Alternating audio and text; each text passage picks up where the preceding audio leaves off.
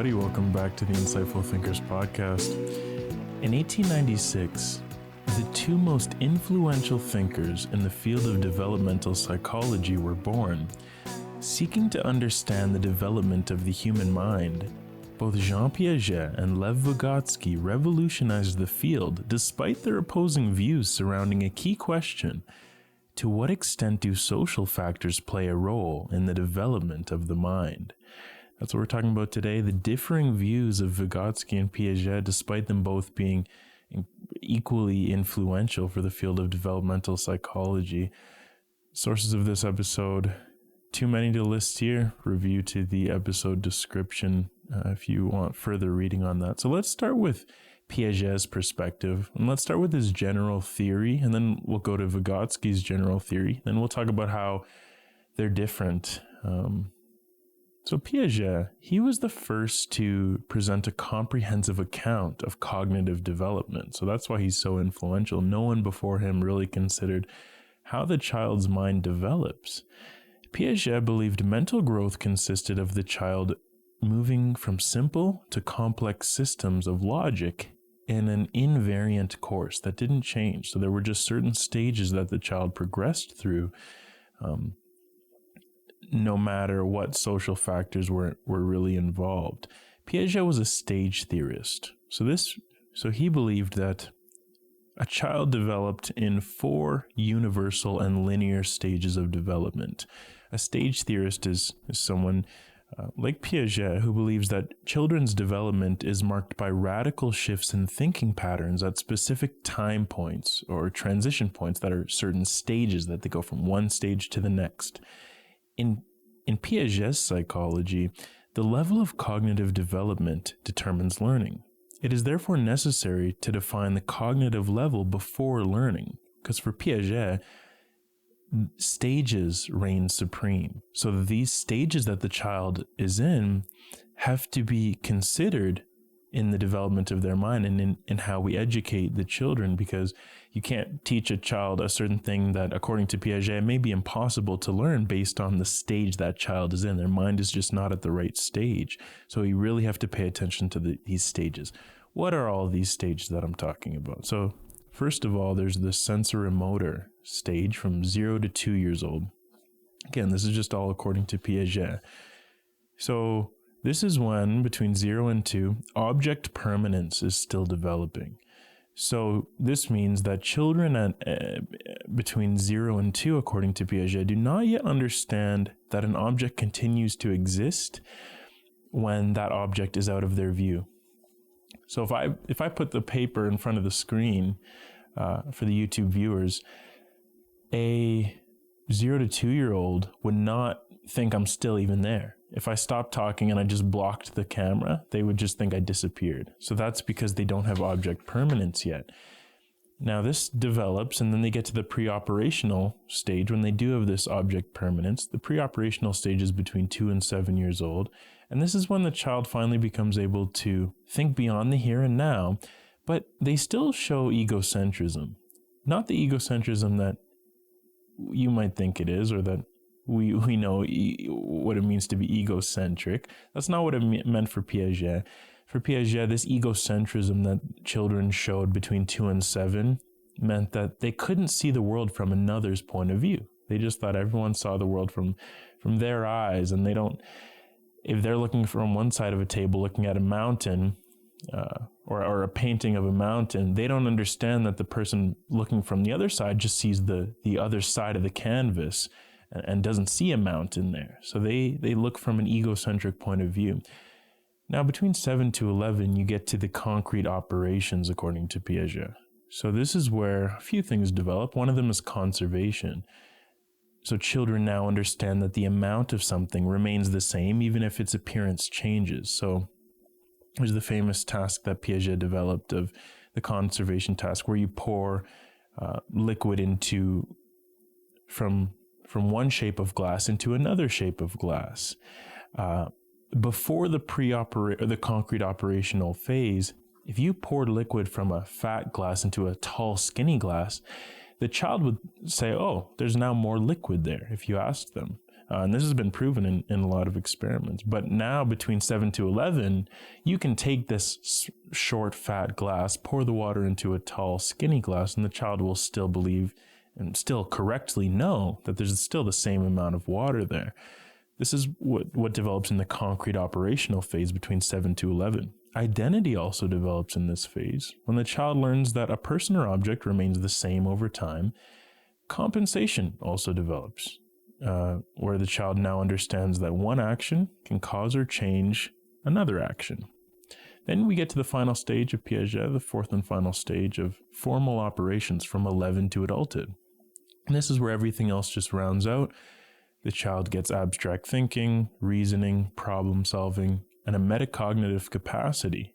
Metacognitive capacity is the ability to think about your own thinking.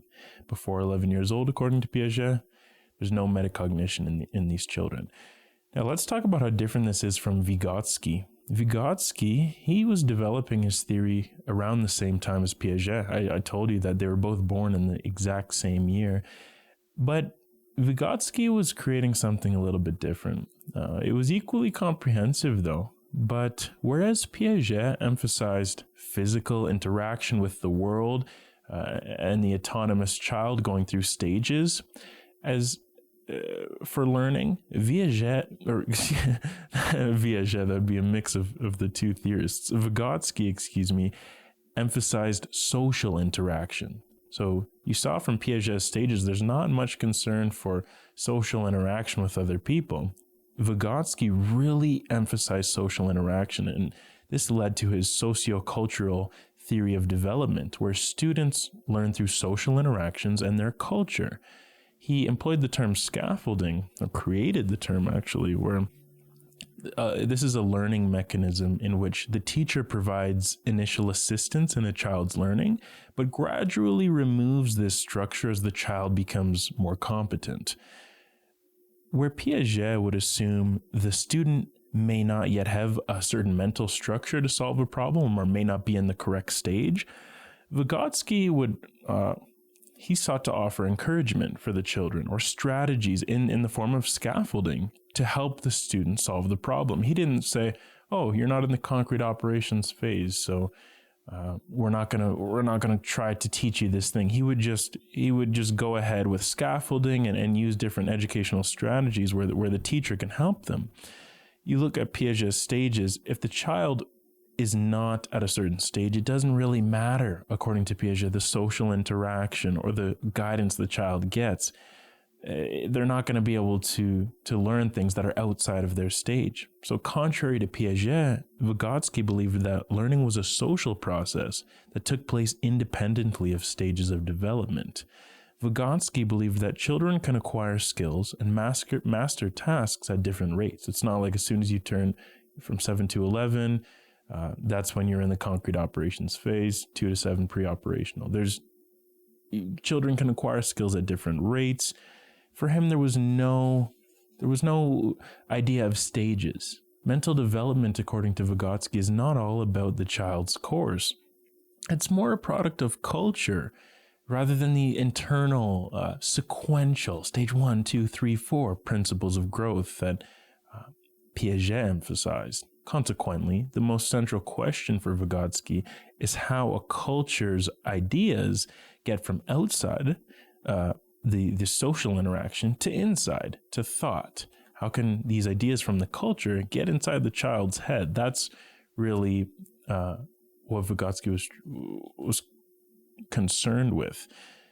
He created also another incredibly influential thing called the zone of proximal development. This is the gap between what one can do on one's own and what one can do with help from someone with a higher skill set. So when helped through a zone slightly above the student's ability, then the student's cognitive ability can expand. So you can look at an example of, imagine if a child is trying to learn to write a grammatically correct sentence.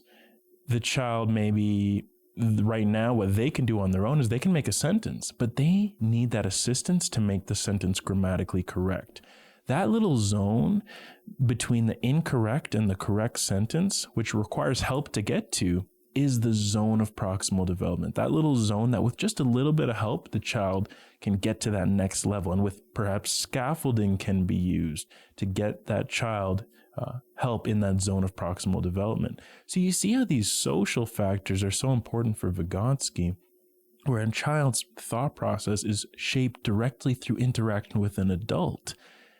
In this zone of proximal development, it would be nothing for the child if they didn't have that adult to help out with scaffolding, with helping them make that sentence grammatically correct instead of them just writing the sentence on their own. And these social interactions are really important for the children, according to Vygotsky. This zone of proximal development is where the child can absorb all sorts of cultural instruments. Remember, from the outside, from the culture, to the inside, to the mind.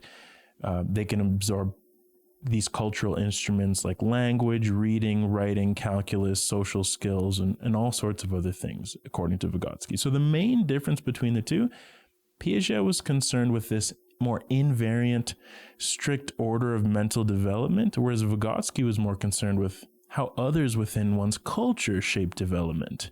However, neither was blind to the other alternative. And we'll talk a little bit about that later. About how Piaget didn't completely forget about the social factors that are important in development.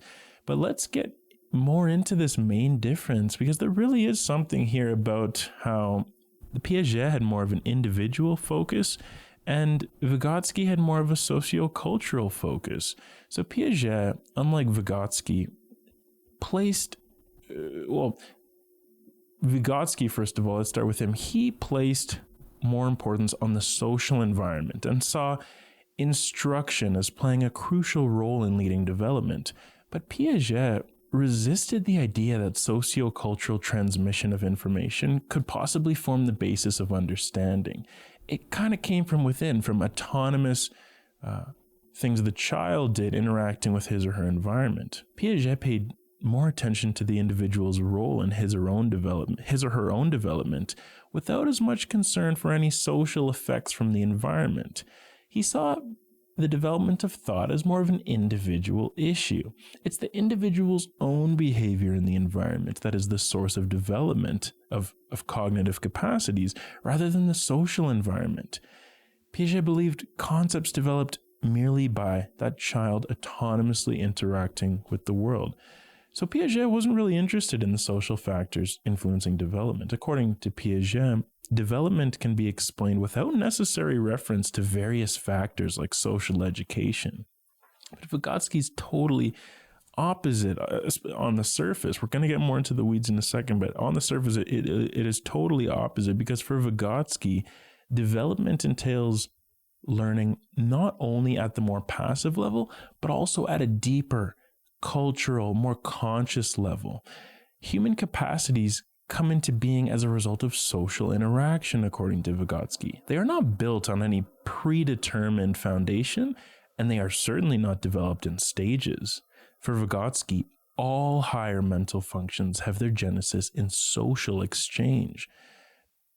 A child's development, according to him, is, and I quote, refracted through the prism of the environment. Without the environment, the child will not develop. Without scaffolding, without help from teachers and intervention in learning, their cognitive development will not take place.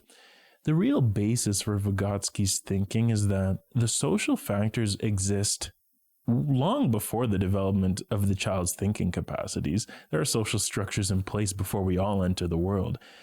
So the child's acquisition of scientific concepts must arise from this rich social context that the child gets thrown into at birth. Because the social factors are there before the child, Vygotsky focuses on these. Piaget, though, figured that the child progressed through stages independently of specific social factors. Vygotsky really takes issue with this and the way that Piaget represents the child's mental development as such a qualitative shift from stage to stage. He says this, it's a bit of a longer quote, but bear with me. He says for Piaget, he says, "The developmental process is not represented as the continual emergence of new, more developed forms of thought on the foundations of basic forms of thought. Rather, Piaget's development is portrayed as a process through which one form of thought is being forced out by another. The child's thinking is placed in opposition to the adult's thought.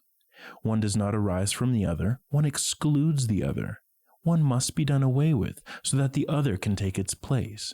So he thinks that Piaget thinks that it goes from one stage to the next. It's a total shift, and these stages aren't really building on one another. And he kind of makes a point, because in Piaget's ideas, it kind of, every new stage the child enters, they kind of totally reverse their thinking, and certainly some things develop throughout the stages, like object permanence and things, but their minds totally shift in the way they perceive different things as they go through these stages. And Vygotsky doesn't really agree with this total shift from stage to stage. He figures that according to Piaget, one stage has to be totally done away with so that the other can take its place. So you can see their differing views here. And let's finish up on language, or finish up Vygotsky's ideas with what he thought about language. Vygotsky believed that the initially social language becomes more individual over time. In other words, for Vygotsky, as toddlers grow, they talk to themselves and use the speech they hear from their social environment. So first you have to get it from the social environment. Then as the child talks, they're only just replicating what they got from their social environment. So in some of the main differences of the two, Vygotsky views development as proceeding from the outside in. Piaget views it as proceeding from the inside out. That is to say that Vygotsky looks first to social factors in the development of the individual psyche, whereas Piaget looks to the individual, who can learn through autonomous interaction with the environment. Piaget then thought more about autonomy in the child's development, to what is intrinsic in the individual and what comes primarily from their own actions, whereas Vygotsky thought more about what is extrinsic to the individual and what comes from the child's interactions with peers and adults. Vygotsky, he kind of builds on this outside-in perspective, where the social world comes first, and that makes a mark on the mind of the child. So he says this, he says, a child who would naturally develop arithmetic functions would never do so just by nature. These are external changes coming from the environment and are not in any way a process of internal development. When you're learning calculus, you wouldn't just, unless you're Isaac Newton, but even Isaac Newton was steeped in all sorts of mathematical texts before him. But Vygotsky's basically just saying this very fact that you're not just going to all of a sudden come up on all these solutions in calculus and just learn mathematics on your own. You're going to need social factors to learn these things. And you can see how this is counter to Piaget's inside-out perspective, where the child is more in control of his or her own developmental process. Piaget would then therefore argue that this knowledge of mathematics and these type of things is indeed a process of internal development, but he does concede that certain names and certain concepts do need to be made known to the child by teachers. So there certainly is a social impact. Building on this, let's look at education specifically, about how a child can learn things and their different views on this, or how a child should best learn certain things. So they had a real difference in opinion on how much emphasis should be put into trial and error explanation by children in their development. So how much you should just let a child go out and experiment and play, kind of learn for themselves empirically as they develop. Well, Piaget believed this trial and error training gave children the ability to allow their creative impulses to flower. Remember, he's really concerned about how the child goes about interacting with the environment themselves. But Vygotsky believed in a more structured approach. So less trial and error experimentation. Let's make instruction more geared to helping the child develop skills that they couldn't do on their own. So he doesn't figure that just by trial and error, they're going to gain skills on their own. He says, let's put a more regimented approach so that we can help these children if they're in the zone of proximal development, where they are developing some things on their own, but let's help them with scaffolding and things to get them to the next level that they cannot do on their own. They need social factors for that. They need a teacher, according to Vygotsky. Continuing with this, these different views they have on education, they had different views on the value of teaching intervention. So Vygotsky believed intervention has productive and unique consequences for development. You see this in the zone of proximal development and scaffolding.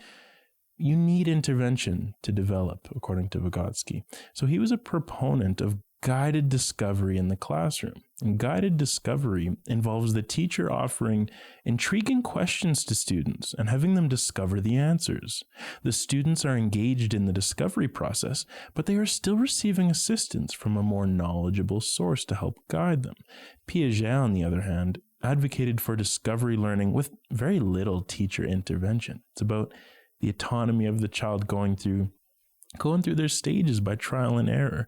So the main point about their differences is Piaget proposed that children progress through the stages of cognitive development through natural maturation and autonomous discovery methods, whereas Vygotsky stressed the importance of culture on a child's development.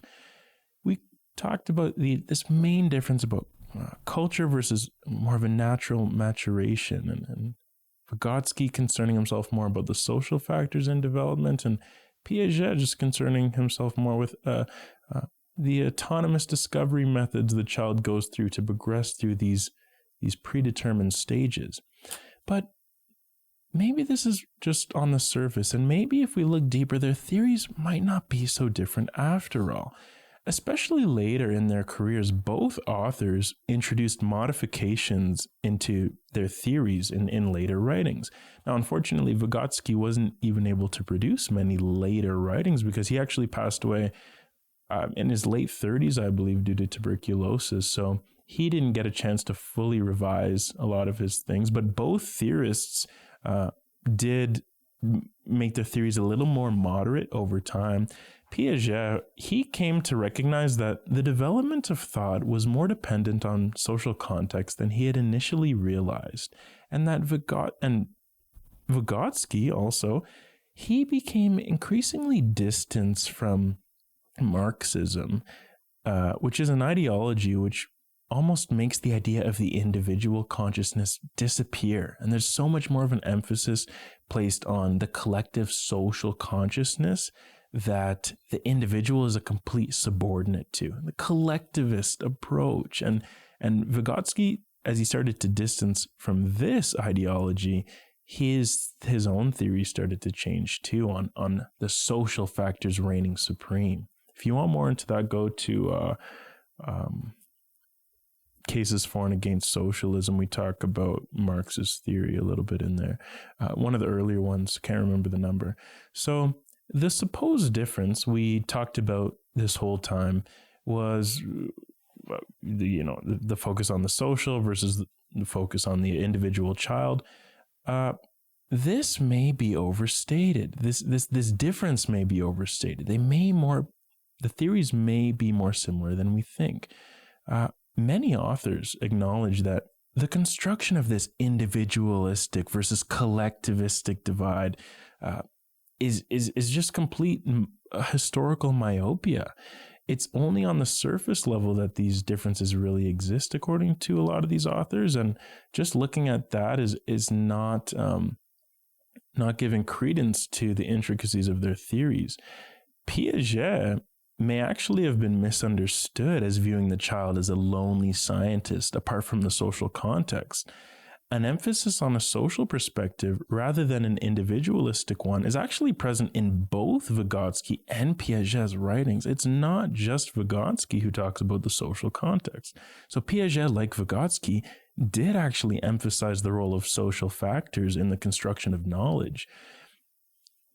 So here are some quotes to prove this. He says from Piaget, so this is Piaget, the one who supposedly doesn't care about the social context. This is what he says about the importance of social factors in childhood development. He says, social life is a necessary condition for the development of logic. He says social life transforms the very nature of the individual, or the progress of reason is due to social mechanisms. Relations among individuals modify the mental structures of individuals. The individual would not come to organize his operations in a coherent whole if he did not engage in thought exchanges and cooperation with others. The individual can achieve his inventions and intellectual constructions only to the extent that he is set in collective interactions. There are neither individuals nor such societies. There are just inter-individual relations. It's not about individuals, it's not about societies. There are individuals within societies, inter-individual relations, and collective social interactions that Vygotsky concerns himself with a lot. And Piaget also clearly talks about this too. So just based on all of these quotes, Piaget clearly is not forgetting about the social context. In fact, there's no cognitive development without a social context, Piaget says. So this comparison, pointing out the differences between the two authors, is at surface level quite easy. But with a deeper look into their theories, they can be judged to be much more similar than previously perceived. Thank you for listening to this episode, everybody. Vygotsky and Piaget doesn't get much more influential than that when it comes to psychology. Whoever's taken even one psychology course, the first one you'll take, you'll hear both of their names. And for good reason, although their theories were quite opposite on surface level, they were equally influential for this field that I personally love so much. So thank you guys for tuning into this episode, talking about these theorists. If you did like it, the best thing you can do is to share it with someone you know so we can continue to grow our community through word of mouth. We'll be back next week as always on Monday. In-depth analysis, diverse set of topics. Take care, everybody.